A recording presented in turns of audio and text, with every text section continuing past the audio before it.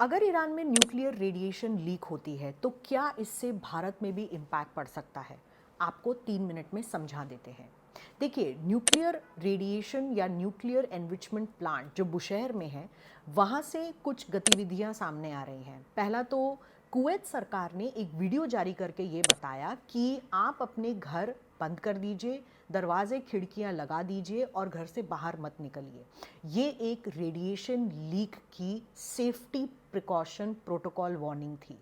अब हालांकि कुवैत सरकार ने कहा है कि हमारे सरजमी से जो बुशहर ईरान का न्यूक्लियर एनरिचमेंट प्लांट है वो 240 किलोमीटर दूर है, लेकिन वहाँ तक ये डर फैल चुका है। तो क्या ये भारत में भी हो सकता है? विंड फैक्टर एक बहुत बड़ा रोल प्ले करेगा।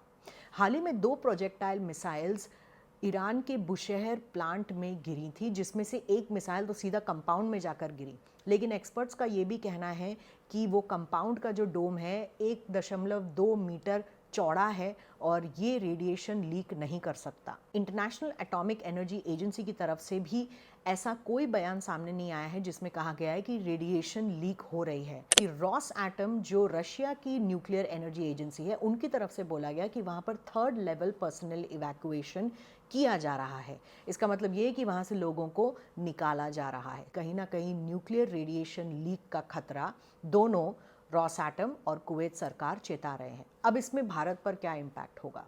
जितने वेस्टर्न डिस्टर्बेंसेस बनते हैं वो सारे मेडिटेरेनियन सी में बनते हैं और ये हवाएं वहाँ पर सर्कुलेट होकर टेम्परेट रीजन से आती है वेस्ट की तरफ और अफ़गानिस्तान पाकिस्तान से होते हुए नॉर्थ वेस्ट फ्रंटियर यानी कि नॉर्थ वेस्ट इंडिया की तरफ और आके यहाँ पर रुकती हैं हिमालयाज़ के पास, जहाँ पर बारिश होती है।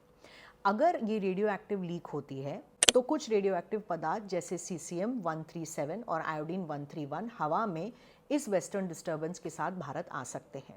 मार्च महीने में ये वेस्टर्न डिस्टर्बेंस बहुत एक्टिव रहती है और कुछ विंटर मंथ्स में भी इसकी एक्टिविटी ज़्यादा देखी गई है।